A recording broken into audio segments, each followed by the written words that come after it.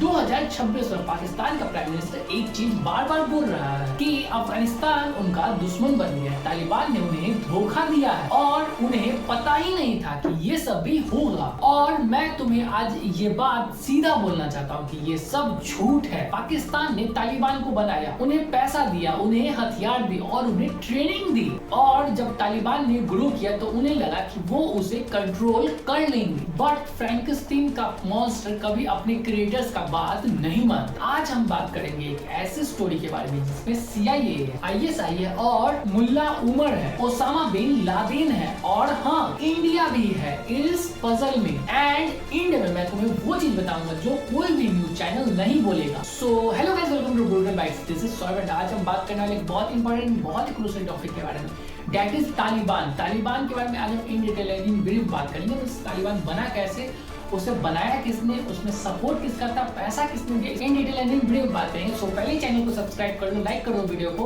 And start करते हैं video को। सो स्टोरी शुरू होती है 1979 से। दिसंबर 1979 में सोवियत यूनियन, जो आज एग्जिस्ट नहीं करता, ने अफगानिस्तान पे इमिशन कर दिया। अब सोचो भाई, कोल्ड वॉर चल रहा है, अमेरिका और सोवियत यूनियन एक दूसरे को डायरेक्टली मार नहीं सकते हैं, तो दोनों ने प्रॉक्सी वॉर खेला, मतलब दूसरों को आगे करवा के अपनी लड़ाई लड़वाओ। अमेरिका ने सोचा परफेक्ट, अफगानिस्तान में सोवियत को फंसा दो। अब अमेरिका चाहता तो डायरेक्टली अफगानिस्तान को वेपन्स दे सकता था, लेकिन उसने डायरेक्टली अफगानिस्तान को वेपन्स नहीं दिए। जानते हो क्यों? क्योंकि अगर पकड़े जाते तो वर्ल्ड वॉर 3 कंफर्म था। तो अंदर आया एक मिडिलमैन, पाकिस्तान के उस समय प्रेसिडेंट थे मोहम्मद जिया अल हक, एक मिलिट्री डायरेक्टर जो इस्लाम का सबसे बड़ा सपोर्टर बनता था। जिया ने उससे डील की, अमेरिका पैसा देगा और वेपन्स देगा, सऊदी एक्स्ट्रा पैसा देगा, पाकिस्तान की ISI inter service intelligence Afghanistan fighters को ट्रेन करेगा और उसे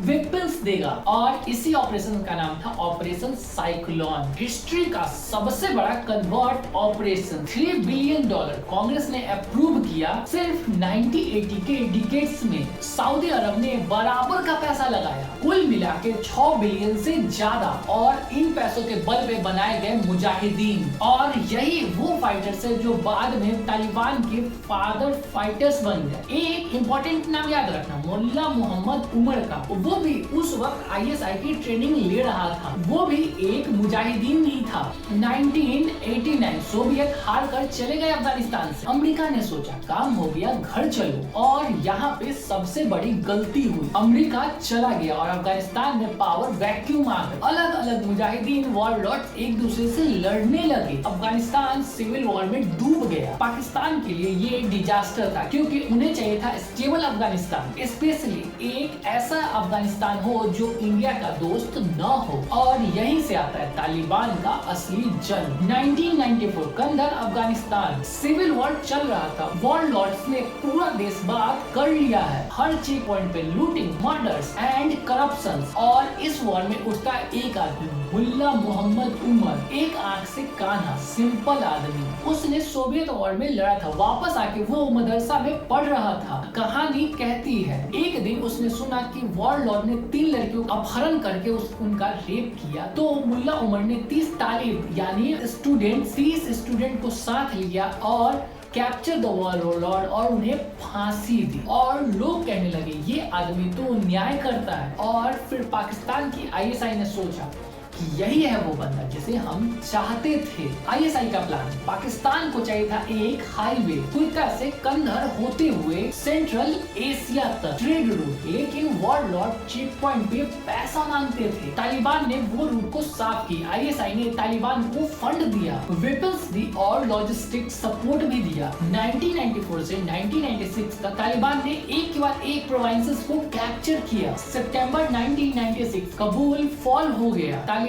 ने Islamic Emirates of Afghanistan declare कर दिया। पाकिस्तान, सऊदी अरेबिया और UAE 3 देश थे जिन्होंने तालिबान को ऑफिशियली रिकॉग्नाइज्ड किया, बाकी सब दुनिया ने उन्हें रिजेक्ट कर दिया। अब सुनो भाई, यहाँ से थोड़ा कंट्रोवर्शियल और इंटरेस्टिंग बात आती है। पाकिस्तान ने तालिबान को इसलिए सपोर्ट नहीं किया क्योंकि वो इस्लाम को प्यार करता है। पाकिस्तान ने तालिबान को सपोर्ट किया क्योंकि उन्हें पपेट गवर्नमेंट चाहिए थी अफगानिस्तान के अंदर। क्यों? एक वर्ड है जवाब, स्ट्रेटेजिक पाकिस्तान की आर्मी का एक ऑब्सेशन है कि इंडिया ने कभी पाकिस्तान पर फुल स्केल इन्वेजन की तो पाकिस्तान को एक फॉल बैक टेरिटरी चाहिए। अफगानिस्तान वो टेरिटरी था।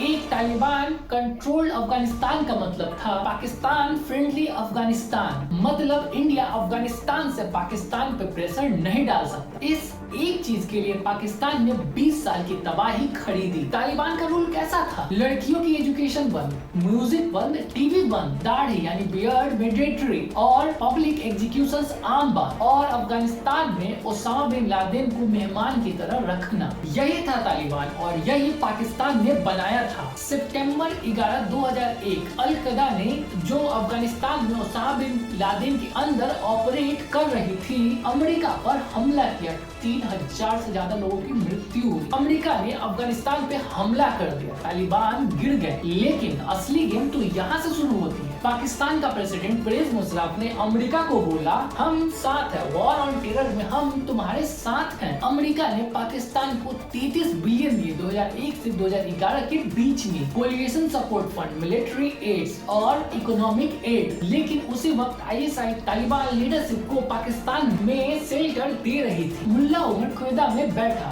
क्वेदा शुरू। तालिबान की लीडरशिप काउंसिल पाकिस्तान के एक सदर में मिल रही थी। हक्कानी नेटवर्क जो अफगानिस्तान में अमेरिका पे हमला कर रहा था और ISI का डायरेक्ट एसेट्स था। नेटो की एक 2012 की रिपोर्ट जो 27,000 इंट्रोगेशंस पे बेस्ड थी ने क्लियरली कहा कि ISI तालिबान को सर्वाइव और रिवाइव करने में क्रिटिकली इन्वॉल्व थी। मतलब पाकिस्तान अमेरिका से पैसा ले रहा था वॉर ऑन टेरर के नाम पे और उसी पैसे से तालिबान को सपोर्ट कर रहा था। ये डबल गेम इतना बोल्ड था कि ओसामा बिन लादेन अबॉर्टेड में मिला पाकिस्तान के एक मिलिट्री टाउन में, जहां पाकिस्तान मिलिट्री एकेडमी भी थी। क्या पाकिस्तान को पता नहीं था? कोई भी इस बात को बिलीव नहीं करता है। मैं आज तुमसे सीधा पूछता हूँ, क्या इसे टेररिस्ट सपोर्ट नहीं कहते? पाकिस्तान ने अमेरिका से भी पैसा लिया और जिन लोगों को अमेरिका ढूंढ रहा था पाकिस्तान ने उन्हें शेल्टर भी दिया। ये हिपोक्रेसी नहीं, ये कैलकुलेटेड रैशन पॉलिसी थी। और एक नाम था good Taliban versus bad Taliban. Pakistan के लिए अफगान तालिबान गुड तालिबान था क्योंकि वो इंडिया के अगेंस्ट था। TPP पाकिस्तानी तालिबान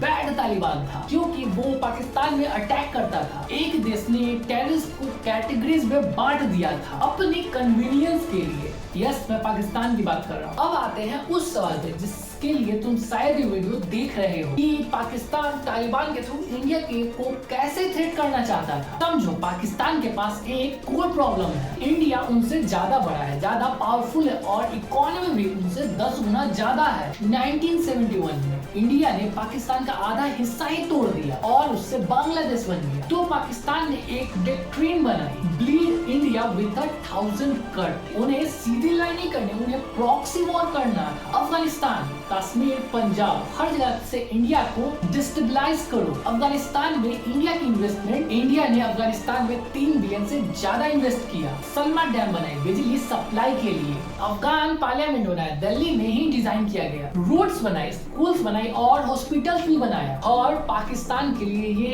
एक प्रकार से नाइटमेयर था। अगर अफगानिस्तान इंडिया का दोस्त बना तो पाकिस्तान दो तरफ से इन्फ्लुएंस में आ जाता। तालिबान के रूल का मतलब था इंडिया का अफगानिस्तान से बाहर हो जाना और तालिबान से पाकिस्तान का वेस्ट बॉर्डर पूरा सिक्योर हो गया। अफगान तालिबान और कश्मीरी मिलिटेंट्स के बीच में एक डॉक्यूमेंट लिंक्ड था। 90s में पाकिस्तान ने अफगान मुजाहिदीन को ट्रेन करके कश्मीर में भेजा। कुछ रिसर्चर्स कहते हैं कि उसी इंफ्रास्ट्रक्चर्स का यूज होता रहा। पाकिस्तान ने हमेशा कश्मीर कार्ड और अफगान कार्ड के साथ खेला। लेकिन 2021 टर्निंग पॉइंट, तालिबान वापस आ गया, इंडिया के एम्बेसीज क्लोज हो गए। अफगानिस्तान में पाकिस्तान खुश हुआ। 20 साल बाद उनकी स्ट्रेटेजी काम आई। लेकिन यहाँ पे और प्लॉट ट्विस्ट है। 2025 पे इंडिया ने वापस काबुल में एम्बेसी खोली। तालिबान और इंडिया बात कर रहे हैं। इंडिया ने 3 बिलियन का फिर से इंफ्रास्ट्रक्चर में इन्वेस्ट करने के लिए पैसा दिया। पाकिस्तान जो अभी तक आंख बंद करके चाचा बना फिर रहा था वो अब नहीं रहा। अफगानिस्तान जो पाकिस्तान ने सपोर्ट किया था एक पपेट का, इंडिया से दोस्ती कर रहा है। 2021 अमेरिका चला गया पाकिस्तान से, तालिबान वापस आ गया। पाकिस्तान पूरा खुश था बट उनका खुश रहना मुश्किल था क्योंकि अफगानिस्तान तालिबान वापसी के साथ टीटीपी पाकिस्तानी तालिबानी ने भी सिर उठाया। टीटीपी तारीखे तालिबान पाकिस्तान अफगान तालिबान का एक अलग ग्रुप है। सेम आइडियोलॉजी, सेम इंटेंसिटी और सेम रूट्स, लेकिन उनका टारगेट पाकिस्तान है। 2021 के बाद पाकिस्तान में टीपीपी का अटैक 200 से बढ़ के 600 से ज्यादा हो गया। 2024 में जनवरी 2023 पेशावर के पुलिस कंपाउंड में सुसाइड बॉम्बिंग 80 लोग की मृत्यु हुई। 2014 पेशावर में मेडिकल ऑलरेडी हो चुका था 132 बच्चे, लेकिन ये तो सिर्फ एक एग्जाम्पल था। पाकिस्तान ने अफगान तालिबान से कहा हमारी मदद करो, टीपीपी को रोको, हमारी मदद करो, लेकिन अफगान तालिबान ने बोला हम क्या करें, वो भी हमारे भाई हैं। अक्टूबर 2025 वॉर स्टार्ट। टीपीपी ने पाकिस्तानी सोल्जर्स पे अटैक किया। पाकिस्तान ने जवाब दिया कबूल पर एयर स्ट्राइक। हाँ, पाकिस्तान ने अफगानिस्तान की कैपिटल पे बॉम्ब गिराया। अफगान तालिबान ने कहा ये वॉर है। अफगानिस्तान एयरफोर्स ने काउंटर अटैक किया, 23 पाकिस्तानी सोल्जर्स मारे गए और फिर पाकिस्तान ने भी एयर स्ट्राइक स्टार्ट किया। फरवरी 21, 2026 full war. Pakistani air strike ने टीपीपी कैंप्स को टारगेट किया। अफगानिस्तान में अफगान तालिबान और टीपीपी ने पाकिस्तानी बॉर्डर पर रेड की। मार्च 2026 कबूल हॉस्पिटल्स एयर स्ट्राइक। अफगानिस्तान का क्लियर, पाकिस्तान ने कबूल हॉस्पिटल्स पे एयर स्ट्राइक की, 400 से ज्यादा लोगों की मृत्यु। पर पाकिस्तान का क्लेम कि हम सिर्फ टीपीपी को टारगेट कर रहे हैं। दुनिया हैरान है क्योंकि पाकिस्तान और अफगानिस्तान का पहला फुल स्केल मिलिट्री कॉन्फ्लिक्ट था। तो इंडिया ने क्या किया ये सब? काबुल में इंडियन एम्बेसी फिर से स्टार्ट हुई 2025 में। तालिबान से डिप्लोमेटिक इंगेजमेंट, ह्यूमैनिटीज, ट्रेड और इंफ्रास्ट्रक्चर्स पे पाकिस्तान के डिस्ट्रैक्ट होने का फायदा उठाया। पाकिस्तान अफगानिस्तान वॉर में इंडिया न्यूट्रल रहा। पाकिस्तान का एलिगेशंस, अफगानिस्तान इंडिया की क्लोनी बन रहा है। तुम सोचना, एक कंट्री जिसने तालिबान बनाया इंडिया को रोकने के लिए, आज वही तालिबान इंडिया का दोस्त बन चुका है और पाकिस्तान खुद टीपीपी से लड़ रहा है। अब मैं यहाँ से वो बोलना चाहता हूँ जो मैं इस पूरे टॉपिक के बारे में मैंने ऑनेस्टली बिलीव किया कि पाकिस्तान एक फेल्ड स्टेट नहीं है। पाकिस्तान एक ब्रोकन स्टेट है। वहाँ की आर्मी ने डिलिबरेटली एक ऐसा सिस्टम बनाया जिसमें मिलिट्री का एग्जिस्टेंस उनके लिए फाइनेंशियली और पॉलिटिकली जरूरी था। कश्मीर इशू से जिंदा कौन है? क्योंकि पाकिस्तान की आर्मी को एनिमी चाहिए, क्योंकि वो रिलेवेंट रहे। तालिबान क्यों बनाए? क्योंकि आईएसआई अफगानिस्तान को इन्फ्लुएंस करे। टीटीपी से क्यों नेगोशिएट करते हैं बार बार? क्योंकि कुछ आईएसआई फंक्शंस उन्हें एसेट्स मानते हैं। पाकिस्तान की रियल गवर्नमेंट आर्मी है, सिविलियंस तो एक ड्रामा है। और उस सिस्टम में सबसे बड़ा लूजर कौन है? मेरे हिसाब से पाकिस्तान के लोग, वो लोग जो 2014 में पेशावर में अपने बच्चों को स्कूल्स भेजते थे, 132 बच्चे, वो लोग जो इन्फ्लेशन और आईएमएफ की बेल आउट में पी रहे हैं, क्योंकि उनकी आर्मी अफगानिस्तान को डिस्टेबलाइज करने के लिए बिजी थी। लास्टली एक ही बात बोलना चाहूंगा, एक आदमी था मुल्ला उमर, एक आंख और एक आंख से कान्हा, एक मदरसा टीचर जो सोचा था कि सिकंदर की सड़कों को साफ करूंगा। आज 2026 में वो नहीं है, उनका मृत्यु 2013 में होगा। लेकिन जो मूवमेंट उसने शुरू की, आज वो पाकिस्तान के सरहदों पे बॉम्ब बरसा रहा है। हिस्ट्री के आइडेंटिटी से बड़ी कोई चीज नहीं होती। So that's it from my side on this topic। अगर आपको वीडियो अच्छा लगा तो वीडियो को लाइक करो, चैनल को सब्सक्राइब करो, वीडियो को अपने फ्रेंड्स और फैमिली के साथ शेयर करो, ब्रूटल बाइट्स को सब्सक्राइब करो एंड बाय बाय, कल मिलते हैं, बाय बाय।